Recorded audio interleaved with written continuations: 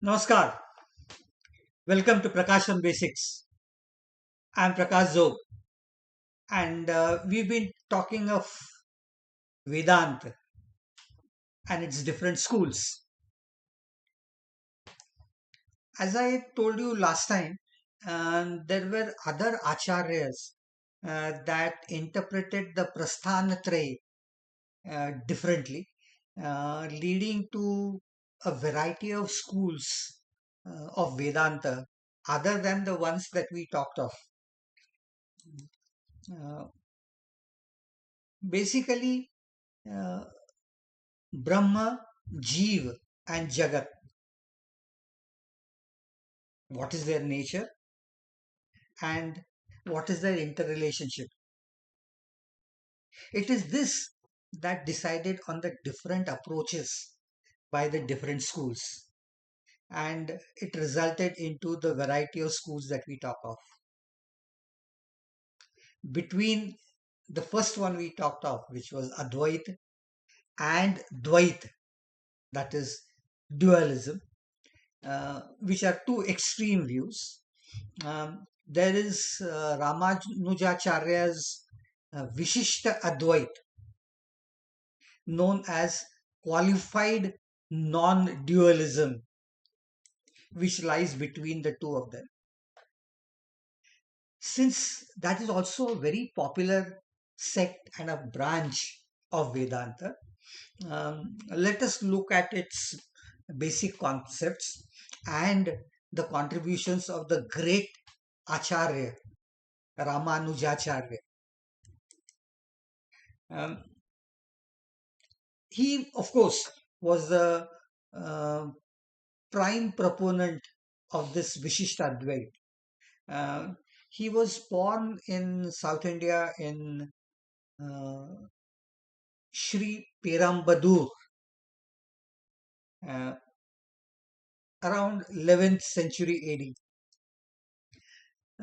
His birth and death dates seem to vary according to many different people, according to records, according to traditions, and so forth.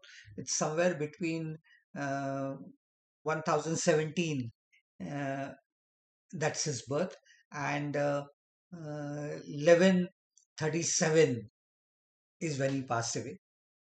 Or it is 1077 to 1157.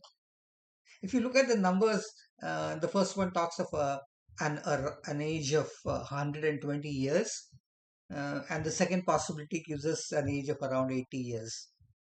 So he was um, said to be existing for a very long time span and contributing to the betterment of the society at that time. The word Ramanuj is Rama's Anuj, that means the next born after Ram. And so it's one interpretation obviously is Lakshman, and the second one is that he is an avatar of the one assisting Vishnu, and so that is Shesha, the great serpent.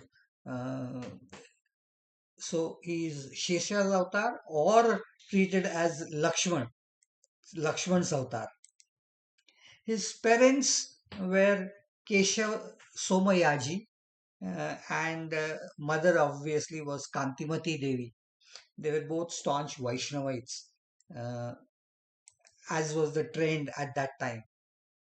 It is said that he got married somewhere around age of 16, but gave up everything and became a sannyasi after that. Uh, More details are not really available. His first guru was uh, Sri Yadav Prakash. He was of the Advaita or the Bheda philosophy trained and following, of course. Uh,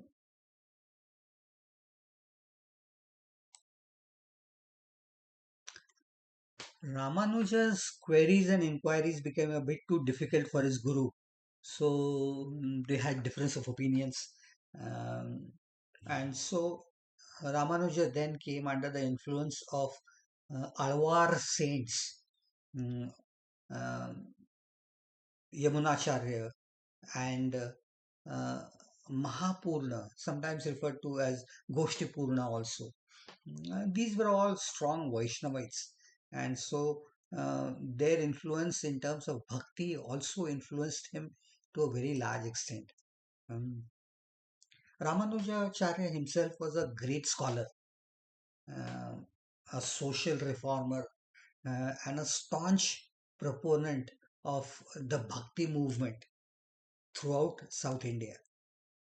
He traveled extensively, um, repaired and opened a number of temples for the untouchables also. Mm, The Upanishadiya statement of Sarvam Khalvidam Brahma, uh, which means everything is Brahma. So naturally for him, caste discrimination was meaningless in any form.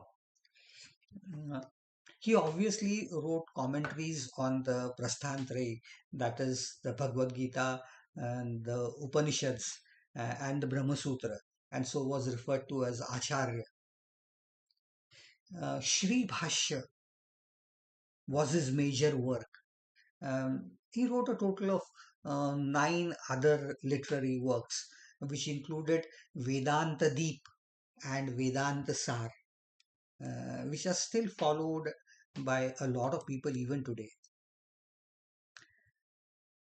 He faced persecution at the hands of the then present Shaiva uh, Chola king.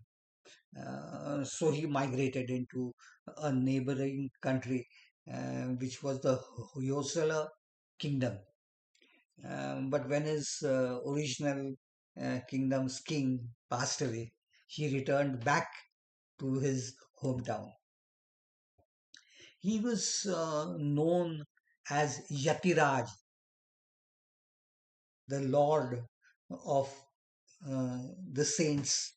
Uh, he was among the most influential gurus of the bhakti movement, that is the devotional aspect of Hinduism, which triggered on around that span or a little earlier, not only in South India but also in northern part of India. His administrative ability led to the tremendous growth of his followers and his sect, which is known as the Sri Vaishnava Sampradaya. It's popular even throughout South India today. Uh, Around 700 sannyasis, thousands of household devotees and followers, 170 sampradaya centers. Uh, all these were in place before he passed away. That's a lot of work at a time when the population wasn't all that great. Mm. Sri Rangam and Kanchi were the two major centers of his sect, and they are even now dominant in his followings. Uh, every guru was supposed to give a mantra, and the mantra that he passed on to the masses was Om Namo Narayana. There's a story related to it which I will come to. Um, he was a saint, he was a thinker, he was a reformist, um, and he lived for a very long time, influencing a lot of people in the south uh, for a span of around 80 years officially, as it is talked of in some records, and 120 years as in many of the other traditional books that are around. He passed away, and as is the tradition of Vaishnav Acharyas, he was not cremated like normal people, but he took samadhi, uh, and uh, this is the method by which his body was still preserved.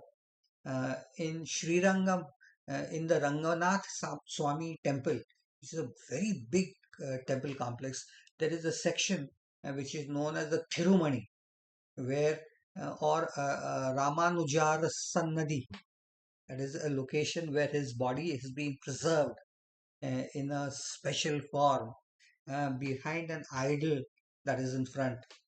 Uh, it's still there, and devotees can still go and see it, pray and offer their respects to him. Uh, what about his teachings?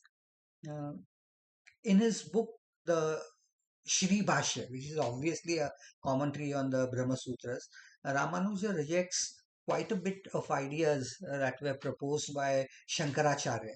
Uh, he does not accept the idea of Jagan Mithya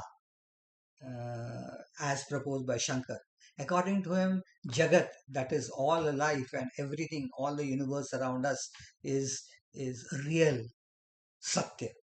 Uh, because our senses uh, are the ones that give us a genuine experience of all of them.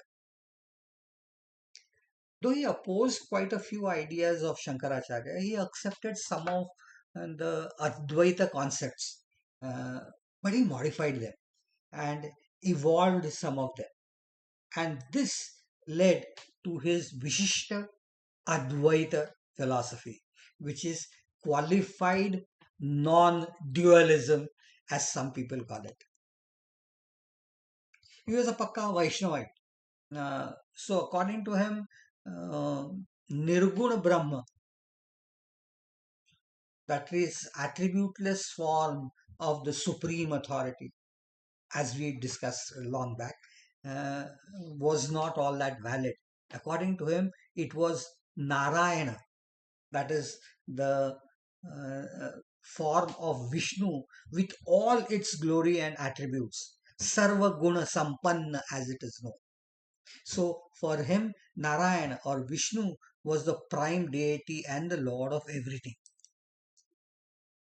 He is the first one to have substituted personalized God in place of a static, non interactive Brahma that had been talked of by Shankara to such a large extent and had a lot of followings among all the intellectuals at that time. Obviously, because he was a Vaishnavite, it was quite natural that his Brahma took up the form of Narayana or Vishnu. I've gone into details of what Narayan is and Vishnu is when I talked of Vishnu long time back. Yeah. There are many other aspects of Shankaracharya that he was not in favor of. Um, Shankaracharya believed that salvation finally was through Brahmajnana, as we have discussed. But according to Ramanujacharya, Brahmadan, that is total knowledge of Brahma, cannot be the ultimate objective and the route to salvation. He proposed something that is referred to as the Samuchayavad, uh, and its concept is a combination of jnana, that is knowledge, and karma, that is action, and it is only through an interaction of these two that uh, we can find answer to many things, not just pure jnana or knowledge itself. According to him, Narayana is infinite, and jivas, that means all the sentient living beings, are finite in nature. So you can never have the two of them to be the same. So according to him, there is no Advaita that is talked of by Shankaracharya. There cannot be an Advait between or being identical between an infinite quantity and a finite quantity. Uh, uh, Moksha also, he had his own ideas. According to him, even after moksha or mukti, the jiva cannot become a part of the infinite. It still remains an independent, small, distinct part, very close to the great Ishvara itself. As I said, he was a Satyavadi. He did not accept Maya. The concept of Jagan Mithya was not valid for him, because all our senses are the ones that help us to understand whatever is around. Uh, According to him, Brahma, Jeev, and Jagat are all three distinct from each other, uh, uh, but they are inseparable. And that's what led to his concept of Vishisht Advaita that we have talked of. Now, he laid stress on bhakti, which is a part and parcel of um, of not only Upanishads but also a part of Gita. And as a part of Brahma Sutras, there are interpretations there also. Gita has the Bhakti Yoga itself, and Bhakti is devotion to Ishvara. Now, if the very fact that Gita talks of Bhakti, it implies that it is a relation between the devotee and God, which makes them distinct from each other. And so there is no Advaita between the two of them. The Bhakta and the Ishvara are separate. So the instant you accept the teachings of Gita and Bhakti Yoga, you cannot talk of Advaita the way Shankara talks of it after gaining total knowledge.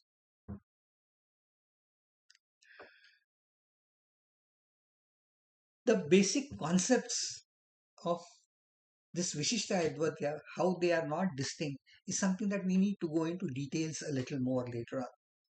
But there are other aspects that I must also talk of. There are quite a few tales associated with Ramanujacharya, lores also. Um, Three of them I would specify. The reason is their implications are more important. Mm. It explains what his mental setup was, what his approach towards everybody else was, and what his social commitment was. And that's a very important aspect, even for a saint, because he is to be looked at more as a social reformer at that age. Uh, as I told you, one of his gurus, Yamunacharya, when Yamunacharya passed away, um, when Ramanujacharya went to see his body, what he found was uh, three of the fingers were locked, closed, and nobody could do anything and separate them out to make his palms flat. Uh, so the story goes that Ramanujacharya stood next to the body and made three promises. The first, he said that the concept of bhakti and the prayers to Narayana, that is Vishnu, I will ensure that the word of the importance of Narayana, and that we should all be his bhakts, will I will ensure that it is spread throughout this country. When he said that, one of the fingers out of the three opened out. Then he said, to explain the teachings of all these great sages, I would compose a text which I will call the Shri Bhashya, and explain many of the Vedic concepts to common people.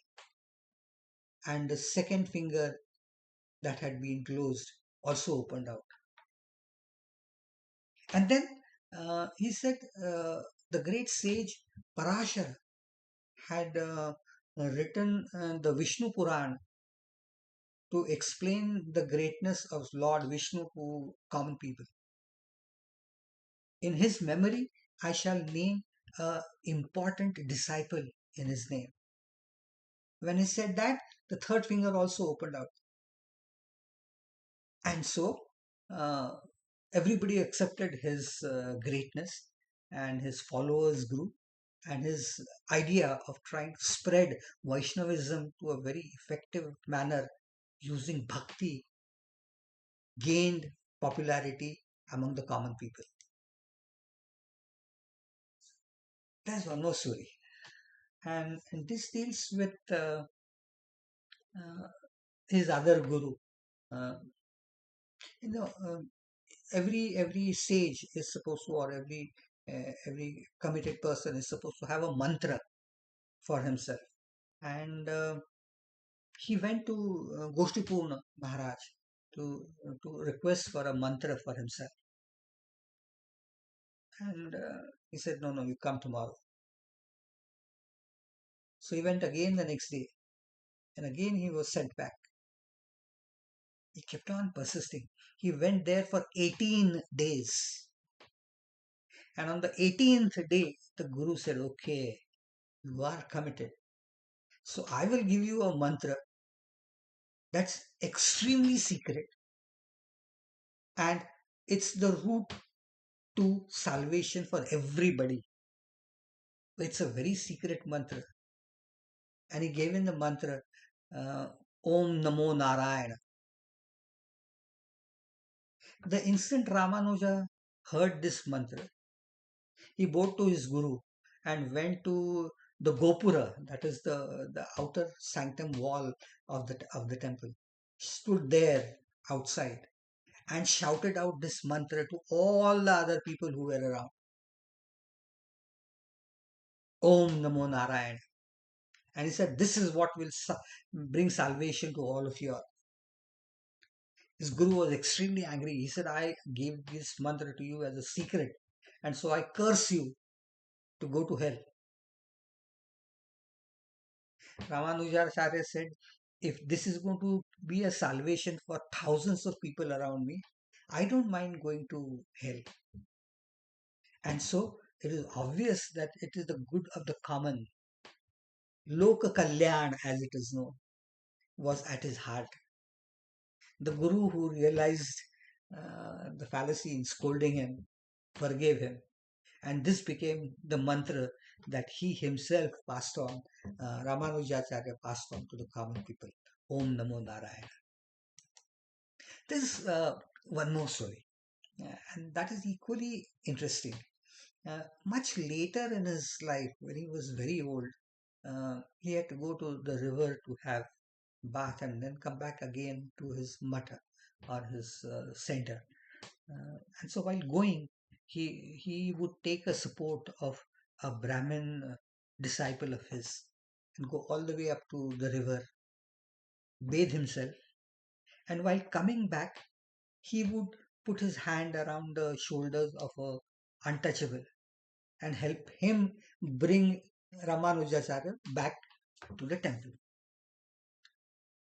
Finally, nobody had the courage to ask him till one of his students finally said, okay, Guruji, why do you do this? Why do you have two different disciples, one Brahmin and one untouchable, on the way in and on the way out of your bathing time?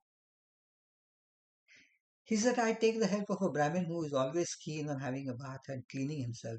I go and clean my body with his help in the river. But it is the body that is washed, not my mind. And so, to bring in that equality among everyone, to wash myself of all prejudices, I put my arms around a Kshudra, an untouchable, and come back to remind myself that I am clean at heart, treating everybody else as equal.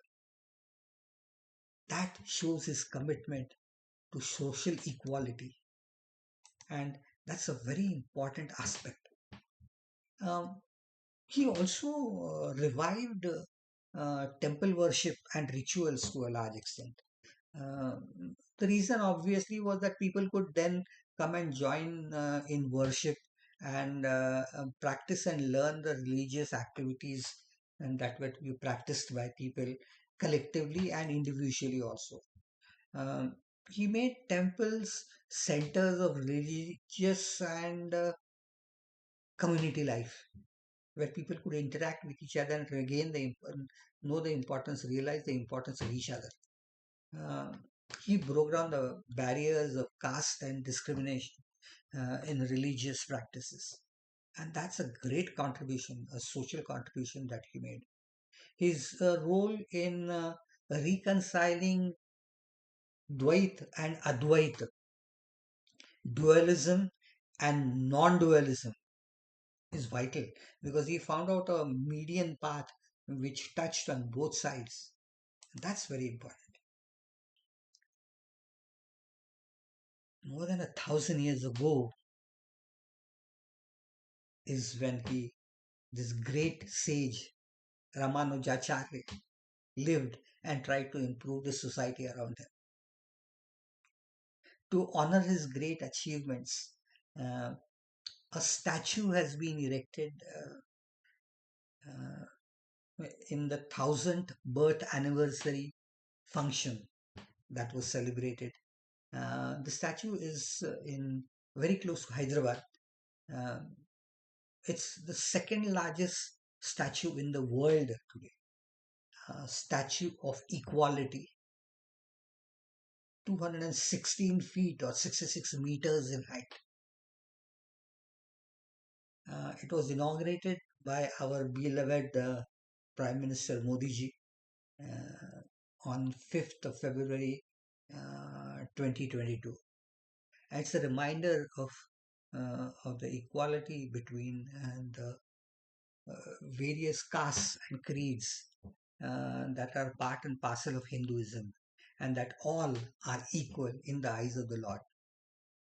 He's a man who contributed more socially than his popularity that is talked of.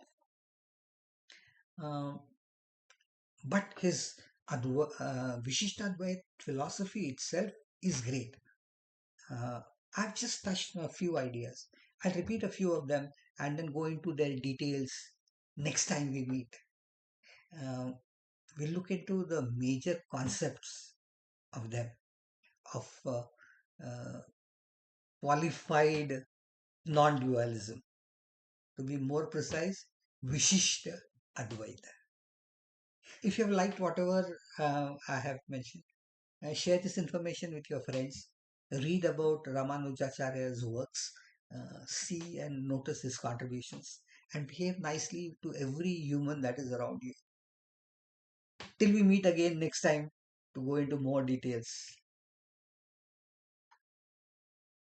Namaskar.